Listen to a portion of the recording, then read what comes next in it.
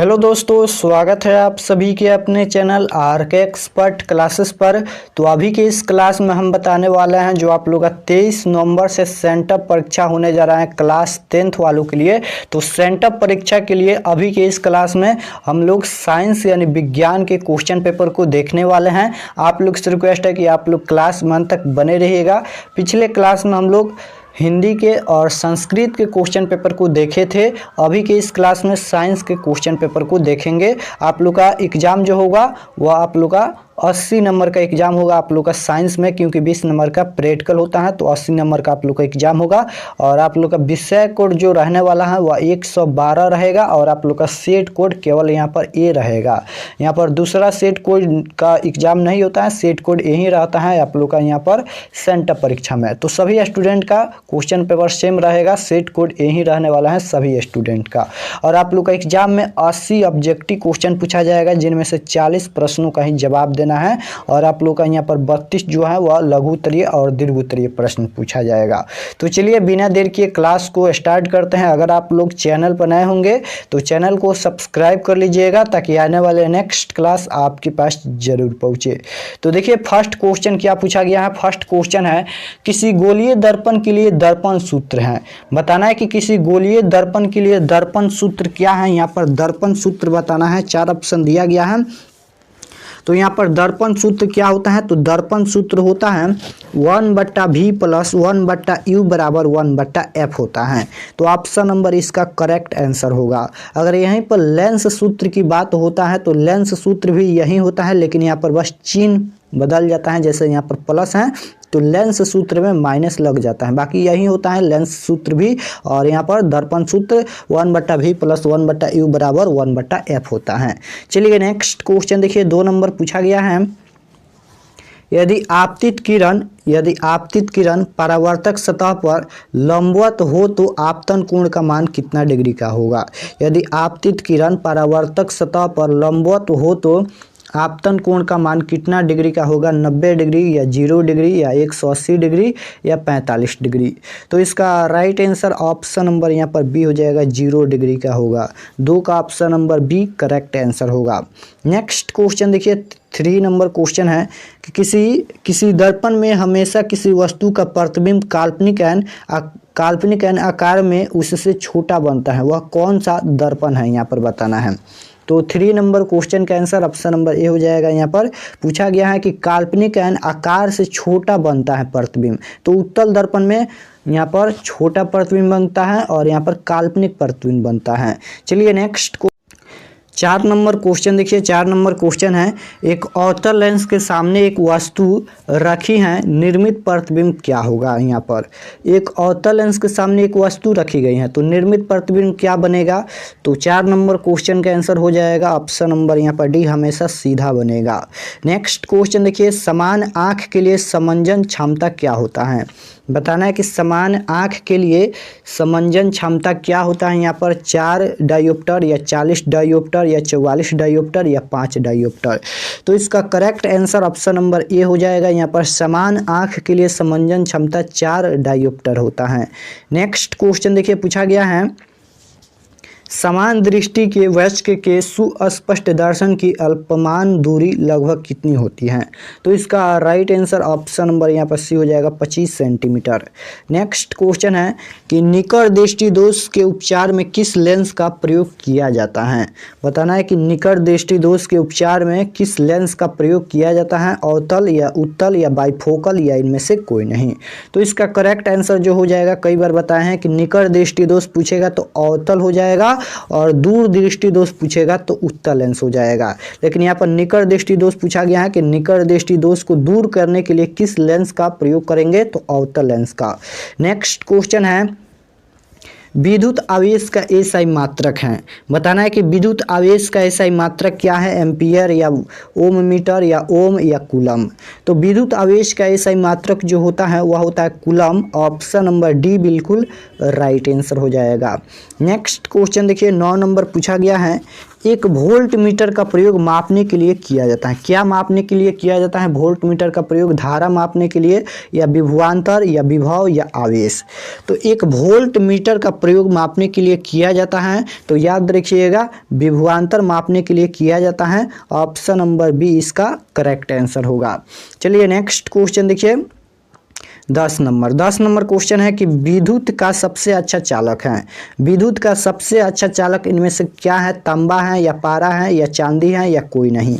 तो विद्युत का सबसे अच्छा चालक आप जानते हैं चांदी होता है। ऑप्शन नंबर सी इसका करेक्ट आंसर होगा। चलिए नेक्स्ट क्वेश्चन है विद्युत हीटर का तापीय अवयव होता है। बताना है यहाँ पर कि विद्युत हीटर का तापीय अवयव क्या होता है। तो इसका राइट आंसर ऑप्शन नंबर यहाँ पर क्या हो जाएगा? नाइक्रोम। ऑप्शन नंबर डी बिल्कुल राइट आंसर हो जाएगा। 12 नंबर क्वेश्चन देखिए पूछा गया है डायनेमो से किस प्रकार की धारा प्राप्त होती है। बताना है कि डायनेमो से किस प्रकार की धारा प्राप्त होती है। दृष्ट धारा, या प्रत्यावर्ती धारा, या दोनों धारा, या इनमें से कोई नहीं। तो डायनेमो से किस प्रकार की धारा प्राप्त होती है? तो डायनेमो से केवल यहाँ पर प्रत्यावर्ती धारा प्राप्त होती है। ऑप्शन नंबर बी इसका करेक्ट आंसर होगा। चलिए नेक्स्ट क्वेश्चन देखिए 13 नंबर पूछा गया है यहाँ पर। अब यहाँ पर ये केमिस्ट्री का क्वेश्चन है कि परमाणु बम आधारित हैं। बताना है यहाँ पर कि परमाणु बम किस पर आधारित हैं। यहाँ पर 4 ऑप्शन दिया गया है, रासायनिक अभिक्रिया, या नाभिकीय विखंडन, या परमाणु टक्कर, या नाभिकीय संलयन। तो परमाणु बम किस पर आधारित हैं? तो इसका राइट आंसर ऑप्शन नंबर यहाँ पर बी हो जाएगा, नाभिकीय विखंडन। नेक्स्ट क्वेश्चन है कि अमोनिया को ऑक्सीजन में जलाने पर जो गैस बनती है वह कौन सा गैस होता है। बताना है यहाँ पर कि अमोनिया को ऑक्सीजन में जलाने पर कौन सी गैस बनती है। तो इसका राइट आंसर ऑप्शन नंबर यहाँ पर ए हो जाएगा, N2 गैस बनती हैं, याद रखिएगा। नेक्स्ट क्वेश्चन देखिए आप लोग आंसर भी देते चलिएगा तो ज़्यादा फायदेमंद होगा। नेक्स्ट क्वेश्चन है इनमें से कौन आक्सीकारक तथा अकारक दोनों हैं। बताना है कि इनमें कौन आक्सीकारक तथा अकारक दोनों हैं। तो 15 नंबर क्वेश्चन का आंसर ऑप्शन नंबर यहाँ पर सी हो जाएगा, H2 और O2। यहाँ पर H2 हो जाएगा और यहाँ पर O2 हो जाएगा। तो ऑप्शन नंबर सी इसका करेक्ट आंसर होगा। नेक्स्ट क्वेश्चन देखिए 16 नंबर देखिए क्वेश्चन पूछा गया है कोई विलयन लाल लिटमस पत्र को नीला करता है तो इसका पीएच मान संभव है। बताना है कि कोई विलयन लाल लिटमस पत्र को नीला करता है तो इसका पीएच मान क्या हो सकता है। तो देखिए यहाँ पर कोई भी विलयन जो है वह लाल लिटमस को नीला कौन करता है। तो याद रखिएगा लाल लिटमस पत्र को नीला करता है क्षार, यानी भस्म करता है। और आप जानते हैं कि क्षार का पीएच मान जो होता है वह 7 से अधिक होता है। तो 7 से अधिक इनमें कौन है? तो 10 है यहाँ पर। तो इसका पीएच मान क्या हो जाएगा? 10 हो जाएगा यहाँ पर, क्योंकि पूछा गया है इसका पीएच मान संभव होगा। तो 10 इसमें दिया है, 9 भी रहता तभी हो जाता, 8 भी होता तभी हो जाता, क्योंकि यहाँ पर देखिए लाल लिटमस पत्र को नीला करता है। तो लाल लिटमस पत्र को नीला कौन करता है? तो क्षार करता है। और नीला लिटमस पत्र को लाल कौन करता है? तो अम्ल करता है। ये दोनों आप लोग याद रखिएगा। नेक्स्ट क्वेश्चन देखिए 17 नंबर है CO2 यानी कार्बन डाइऑक्साइड क्या है। यहाँ पर अम्लीय है, या क्षारीय है, या लवण है, या अनिश्चित है। तो CO2 यानी कार्बन डाइऑक्साइड क्या है। तो 17 नंबर क्वेश्चन का आंसर जो हो जाएगा वह ऑप्शन नंबर यहाँ पर ए हो जाएगा, CO2 यानी कार्बन डाइऑक्साइड अम्लीय है। नेक्स्ट क्वेश्चन देखिए धोने वाला सोडा का सूत्र क्या है। धोने वाला सोडा का यहाँ पर सूत्र बताना है कि धोने वाला सोडा का सूत्र क्या होता है। तो धोने वाला सोडा का जो सूत्र होता है वह होता है Na2CO3 × 10 H2O होता है। नेक्स्ट क्वेश्चन देखिए निम्न में कौन धातु है। बताना है कि इनमें कौन धातु है। तो धातु पूछा गया है, तो यहाँ पर धातु कौन होता है। तो यहाँ पर धातु इनमें लोहा है, यानी Fe हो जाएगा। ऑप्शन नंबर ए में दिया गया है। 20 नंबर क्वेश्चन देख लीजिए। 20 नंबर क्वेश्चन है सोडियम जल से अभिक्रिया कर देता है। बताना है कि सोडियम जल से अभिक्रिया कर क्या देता है। तो सोडियम जल से अभिक्रिया करता है तो H2 देता है। Option number B correct answer हो जाएगा। चलिए नेक्स्ट क्वेश्चन देखिए 21 नंबर है हायोलाइट अयस्क है। बताना है कि हायोलाइट किसका अयस्क है। यहाँ पर Fe का, या Na का, या एल्युमिनियम का, या कोई नहीं, यानी लोहा का, या सोडियम का, या एल्युमिनियम का, या इनमें से कोई नहीं। तो हायोलाइट किसका अयस्क है। तो याद रखिएगा हायोलाइट यहाँ पर एल्युमिनियम का इसका है, ऑप्शन नंबर इसका सी करेक्ट आंसर होगा। नेक्स्ट क्वेश्चन है एल्केनो का सामान्य सूत्र क्या है? एल्केनो का सामान्य सूत्र बताना है, तो इसका correct answer option number A हो जाएगा। एल्केनो का यहाँ पर सामान्य सूत्र जो होता है वह CnH2n+2 होता है, option number correct answer A हो जाएगा। नेक्स्ट क्वेश्चन देखिए 23 नंबर क्वेश्चन है मीथेन के दहन से प्राप्त होता है। बताना है कि मीथेन के दहन से क्या प्राप्त होता है, यहाँ पर O2 या CO2 या N2O या SO2। तो मीथेन के दहन से प्राप्त जो होता है वह कार्बन डाइऑक्साइड यानी CO2 प्राप्त होता है, option number B correct answer होगा। चलिए नेक्स्ट क्वेश्चन देखिए मेंडलीफ के अनुसार तत्वों के गुण आवर्त फलन होते हैं। बताना है कि मेंडलीफ के अनुसार तत्वों का गुण आवर्त फलन क्या होते हैं यहाँ पर, तो 24 नंबर क्वेश्चन का आंसर ऑप्शन नंबर बी हो जाएगा परमाणु भार के। नेक्स्ट क्वेश्चन है 25 नंबर निम्नलिखित में किसकी परमाणु त्रिज्या सर्वाधिक है? बताना है कि निम्नलिखित में किसकी परमाणु संख्या सर्वाधिक है, तो 25 नंबर क्वेश्चन का answer option number D correct answer हो जाएगा आरबी का। नेक्स्ट क्वेश्चन है 1 जूल का मान होता है। बताना है कि 1 जूल का मान कितना होता है, तो 1 जूल का जो मान होता है वह होता है यहाँ पर 0.24 कैलोरी। नेक्स्ट क्वेश्चन देखिए बायोलॉजी का क्वेश्चन है कवक में पोषण की कौन सी विधि है? बताना है कि कवक में पोषण की कौन सी विधि है, स्वपोषी है या मृत्युजीवी है या संभोजी है या इनमें से कोई नहीं। तो कवक में पोषण की विधि पूछा गया है, तो 27 नंबर क्वेश्चन का answer option number B correct answer हो जाएगा यहाँ पर मृत्युजीवी। चलिए नेक्स्ट क्वेश्चन की ओर चलते हैं।